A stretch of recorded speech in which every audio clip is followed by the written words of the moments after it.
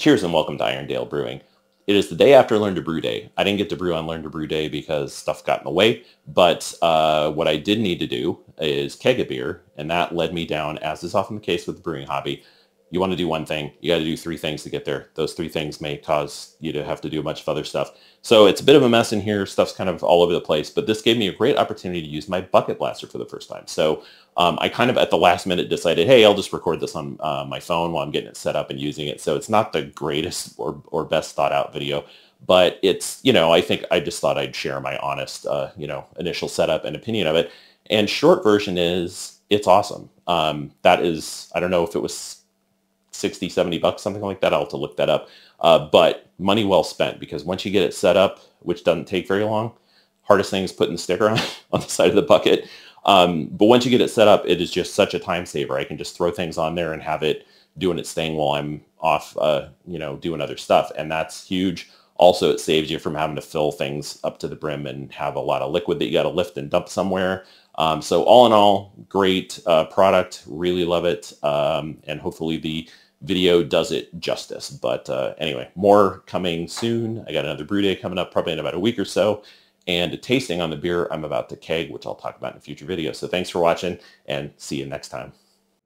Welcome to Irondale Brewing. This is very off the cuff, but I figured since I'm about to use this thing for the first time, might as well turn it into a video. So just using the phone. Apologize if this comes out a little bit weird. I still need to figure out a better way to film like overhead stuff. I probably just need a different tripod or something. But anyway, what's in the bucket? Well, the only thing I've done so far for the unboxing of this is torn off the band that sealed the bucket. But this is the Kegland Bucket Blaster. And after my last round of cleaning, I think it was 2 kegs and a fermenter, and all at once, it was just, that's a lot of work that it looks like this tool will help solve. So we'll see as I use it. But anyway, you get a bucket. I don't know, it's maybe 3-ish gallons if I had to guess. Don't know for sure. And the bucket, the nice thing about this is it stores all the components of the bucket blaster. So what you have in here, I'll just pull these out one by one. Hopefully this won't be too terrible. Stand. We'll talk about, in fact, I'll leave that in there for a second. You get tubing. This is EVA barrier tubing. We'll talk about how cool the effect that they use this is as we go here, but more on that. You get this, which is a QR code for some stuff and a little bit of explanation, and the measuring strip that you stick on the side of the bucket, which is handy for measuring your water, so you get the concentration of your cleaning chemicals correct. And I think the bucket blaster thing is just a marketing type sticker. So that's that. What else we got in here? I think I'll grab this little bag next.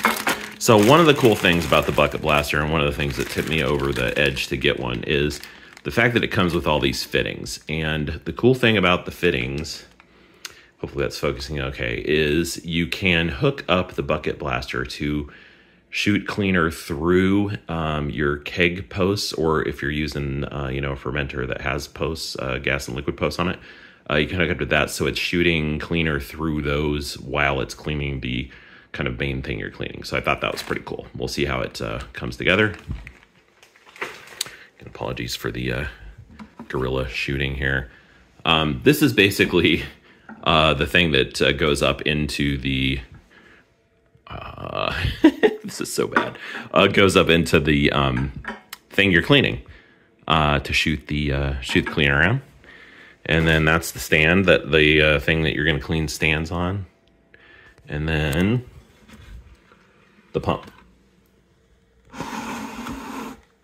So, whoa, there goes my stuff. Okay, so the pump is in the box. I didn't plan ahead, and but there you can see the stand. And basically, as you can tell, we'll see in a minute here, you invert something on top of the stand, and then you use that piece that's over here now to shoot up into your thing you're cleaning, and then the cleaner goes up in there, and the pump is submerged in the bucket full of cleaner and shoots cleaner around. So let me tear this apart a little bit more, and we'll see how this goes. All right, I did not do the greatest job of this, but that whole sheet I took a shot of earlier is all a sticker. So you can see, got a couple bubbles in there, but basically as long as you align that bottom, you know, in line with the bottom of the bucket. That's going to be, you know, close enough. I think the major thing you want to make note of is that there is a minimum fill level here at a little less than 3 gallons or 11 liters. I'm assuming you have less than that, then you have a chance to run the pump dry, which they say all over the place, including at the very start of the owner's mantle, that you don't want to run the pump dry. So based on the QR code links you to instructions. And step 1 is to secure the pump to the plate there. The only thing I'll make note of here is you want to make sure and kind of line it off to the side, because you want, obviously, that thing shooting up more or less to the center of the ring, so it goes up in the middle of whatever you're mounting or whatever you're balancing on there. It has suction cups on the bottom that I've already pulled out a couple times because they stick very securely to whatever they're on, and when you pull them out, they pop out of the housing. So I think I should be good with that now. And then basically the instructions said to attach a T-piece to the thread that's already in the pump. There's no thread in the pump, so this seems to be the part they're talking about, which is 1/2 inch, you know, male. Let's screw that in there. And hand tightening, I assume, is cool there. And then basically they said take this T-piece and screw that onto there.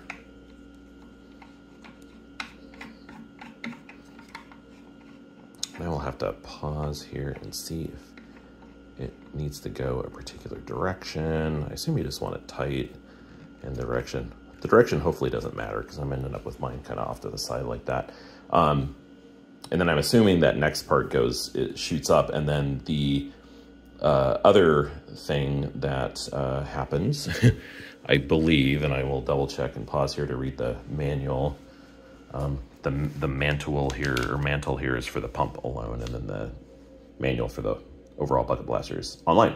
You get one of these pieces. I'm assuming that screws in here, and then you get the Duo-Tight T going, and then you split that off so that you can feed things through your posts if you want to for a particular cleaning application. I will take another gander at sorry, I'm doing this on my phone, and also the manual is on my phone, so I'll take another gander at that and take the next step here in a second. Okay, step 4 here is to screw the spray wand and jet nozzle, as they called it, into the vertical part. Oops. Let's take another run at that. So basically this long piece goes in there. Make sure it's nice and secure. And then this is what they're calling the jet nozzle.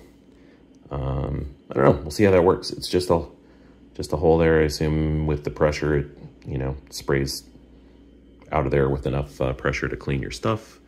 And you're getting a shot of a complete disaster area in the brewery in the background. At least it's a little bit blurry. I am getting rid of my record player stand over there to make more room for beer stuff, and so it is in flux as per usual.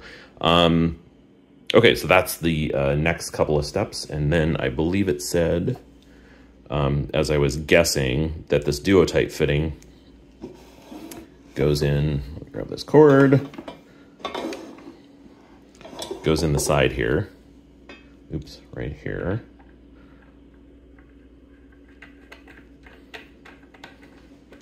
And I'm just sharing basically my experience. If you want to see people do this professionally, the Malt Miller, they have a great video on this that is much better than what I'm doing here. I just like filming stuff as I'm putting stuff together for the first time and giving you real world experience of how it's working. Okay, so we'll get that in there nice and tight. And that is as far as I am, but you can see things are starting to come together. You got the stand. You can imagine a keg or fermenter going over the top here, which we'll do in a minute here because I actually have a fermenter. I have a keg and a fermenter I need to clean today. And I also need a keg of beer. A little bit behind on stuff. So I will get the next step going and do another clip here in a second. The next step, it said to cut the beer line, and this is 9.5 millimeter inner diameter EVA barrier tubing. It said to cut it into 3 equal lengths. I did, again, based on the Malt Miller's video, which is much better than mine, I did what they suggested, which is to cut it in half and then cut one of the halves in half. And that seemed to work out well for what we're going to do next, which is get the posts going. So basically, they send you normal posts like these, you know, kind of your usual threaded ball lock posts, but then they give you the Duo-Tight adapter. Why they didn't just do Duo-Tight? Maybe it's I suppose it's easier to take apart. I don't know why they didn't do Duo-Tight ball lock adapters. I don't know. But the next step is to screw those two things onto those two, and then we'll get the hoses hooked up. All right, so where you end up with all the Duo-Tight hose, the EVA barrier tubing, is basically you've got the adapter that goes into the main kind of spray nozzle fitting. You've got that going to the end of the T, I guess I'd call it. And then the T obviously splits out into your two, sorry, this thing wants to fight with me, into your two ball lock fittings. So idea, of course, being you get the pump down in the bucket, you get the pump going, it's going to cycle water or cleaner, slash sanitizer, slash whatever you're doing, through all this stuff, and you just invert whatever you're wanting to clean on top of that thing and let it run while you're doing other stuff, which I'm, you know, looking forward to doing. It should make the job easier, and you can kind of, you know, be working on other things while the pump does the work for you. The other nice thing is this bucket is big enough that if you have, you know, it's standard diameter of like a 5-gallon bucket. It's just a, you know, smaller volume. But if you have other odds and ends you need to throw in there in the same cleaner you're using or sanitizer you're using for something else, you can just toss it in there and don't need to set up a whole separate bucket of cleaner. So I guess I'm going to grab a Oxybar keg out of the kegerator, because that's the one that needs to go and be cleaned to make room for other things. And we'll see how this goes. And I actually lied. The first thing I'm gonna clean is the Kegland keg, because I need, it's a new keg. And I need to get that ready, because the primary thing I'm trying to accomplish today is keg a beer that's been cold crashing for a few days longer than I intended, which doesn't hurt anything. But so basically, idea is going to be just get the bucket full of sanitizer, or sorry, PBW, liquid PBW, because I'm going to run that through there. So again, since it's a brand new keg, I don't want to just assume it's doesn't have any manufacturing residue and whatnot. One thing I will say is the pump does not have a switch on it, so once you plug it in, it's running, so just kind of be aware of that. And the other thing they made a point of, which is important in any kind of electrical slash cable work that involves liquid, is make a drip loop. So I'll show that. And basically it's just a way that you can ensure if liquid kind of starts making its way back down the cord, it needs to have a loop in it so it'll drop to the floor instead, or drop out instead of following the cord all the way back to your where you're going to plug it in, because that would of course be bad, which we want to avoid. So I'll show that in a second here. Okay, so at this point I have 3 gallons of water in the bucket, and I put in I don't know, 3 or 4 ounces of liquid PBW. Figured I could be on the low side of the liquid PBW since it's just a new keg. I just, you know, it's not dirty. I just don't want to have any manufacturing residue, whatever, in there. Get that out of there before I sanitize it. Plus, good opportunity to just try this thing out. And then I did hook up the posts to the setup here. Yeah, I had to mess with it a little bit to get it balanced on that thing, but not too bad. And it, you know, you just got to swing those posts around until they're in a position where the keg isn't getting pushed up by either the post or the hoses. And then as far as the drip loop goes, I'm doing this just near my floor drain, as you can see, but basically you just want, you know, something in the cord so that it won't go all the way back to where I'm going to plug it into that extension cord there. And I think I'm going to be good here, because if water comes out here, it's going to hit that and drop off of there. I put another loop in there. I think I'm going to be okay, but that's just kind of, like I said, you do not want any possibility for the water to travel back through that cord into your electrical system. I mean, you know, at the end of the day, that's what breakers are for, but hey, let's not mix water and electricity, shall we? So I guess I'm going to set the phone down and plug this in, so in case anything goes completely sideways, or there's stuff spraying or leaks or whatever, that I can react to that and not be filming while I'm doing that. So we'll plug it in, see how it goes, and give you a shot of things in action here, hopefully in a second. And here it is running, no leaks that I can tell. It seems pretty powerful. I didn't see a marking. I'm sure there is one on the pump. I just couldn't find one with my very cursory glance about the power of the pump, but it seems pretty powerful. You can see it's kind of from the action there that it's doing a good job of getting everything on the inside. And again, if you watch the malt millers, or maybe I'll take a shot of my Oxybar keg on here in a minute. If you watch their video, they use the Firmzilla, so you can really see kind of what's going on the inside of the thing and see that it's pretty powerful and does a nice job of spraying everything. And then the nice thing is, with that thing running, I can just let that run for a few minutes and go start gathering up my stuff. I need to get some kegging done, maybe get that keg out of the kegerator. And also, the last time I cleaned, a couple of kegs and a fermenter all in one day, that gets to be a lot of spraying with a hose and lifting huge, volumes of liquid up and dumping it down the sink or down the floor drain. And this should avoid that, of course, since it's inverted. You can just kind of run stuff. And anyway, pretty easy setup and seems to be working well. And we'll see how it does with something with a little bit of residue on there. I tend to hose stuff off pretty well before I clean it, so that there's just, you're cleaning anything that isn't the big chunks. I just get those off ahead of time, because why not? But yeah, we'll get this. And then the other thing I didn't mention is, down in that bucket I threw the lid to the keg and the O-ring, so everything's getting nice and clean here. Yeah, so far so good. Pretty impressed with this thing. It just dawned on me that unfortunately the Oxybar kegs won't work well to do the post attachments, at least not the same as the normal standard, corny kegs or whatever, because they are, part of the lid here. And if the lid was on there, well, I don't know, I guess I don't know. It's like, you can't take the lid off without taking those out. I guess I could just attach them and run PBW through them, but it's probably just as well to throw them in PBW. Anyway, just thought I'd share that realization as I got the this keg out of the kegerator there.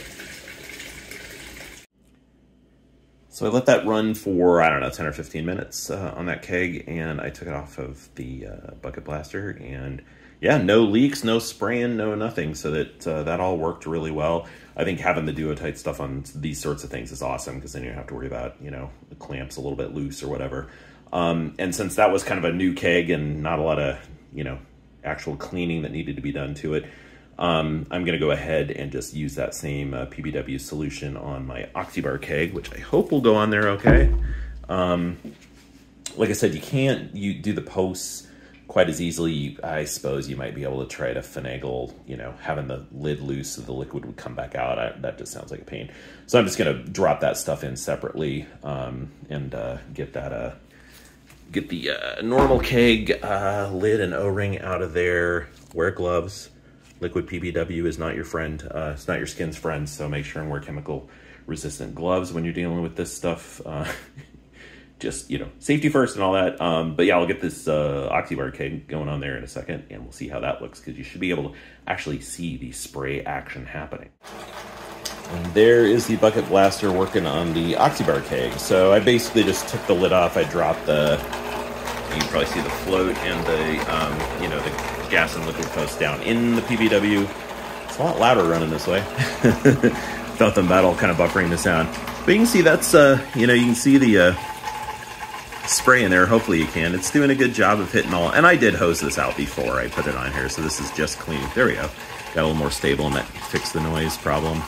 But yeah, and I can hear it hitting the top, so you can tell it's going all the way to the top. So this is, I'm impressed. I don't remember what this costs, but for me, this is worth it just for ease of use. Fill the bucket with cleaner, throw your stuff on there, plug it in, and you can go do other things. So I'm going to go do other things, and I think that'll probably do it for this one. I definitely would recommend this if you're looking for an easier way to kind of clean your stuff.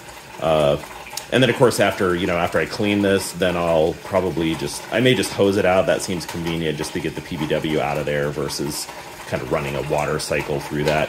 And then I can fill that up with Star San and kind of run sanitizer through it for these couple of things that I need to deal with today. And that's, yeah, I wasn't sure when I, ordered the thing, and, certainly when I started this very haphazardly put together video about it, how this was going to pan out. But I don't know, works as advertised. I'm pretty impressed. It seems like it'll save a lot of time and a lot of backache of lifting, you know, full kegs up to the sink to dump them out or whatever. So yeah, I so far will recommend it. And yeah, I think that'll do it for today. But this is your moment of zen for cleaning kegs. Cheers, everybody. Thanks for watching. I take a bit of bonus footage since I got my beer kegged. Not without mishaps. I'll talk about that in the video where I do the tasting. But anyway, you can see certainly with this for Monster what's really going on in there, and it does an awesome job of getting all the way up to the top. See, it's hitting the top there, bottom actually. Currently the top, and you know, it's kind of raining down all the sides, so that is fantastic. And again, I had a little bit of a mishap and some beer spillage due to, I won't even go into it at the moment, but confusion and a missing poppet, we'll just say that. Yeah, so I can be cleaning up that mess while this thing is running, and I'm just going to let that run for a few minutes, and then I'll just rinse it out, and then I'm going to put Star San in that bucket, and then I will sanitize the Oxybar keg that I already cleaned, and this. Just have those ready to go for the next time. So this is, yeah, can't say enough good things about this thing. It's one of the best purchases I've made recently, I think. So yeah, cheers. Just thought I'd add that little bonus in there since the visuals on this one are a lot cooler.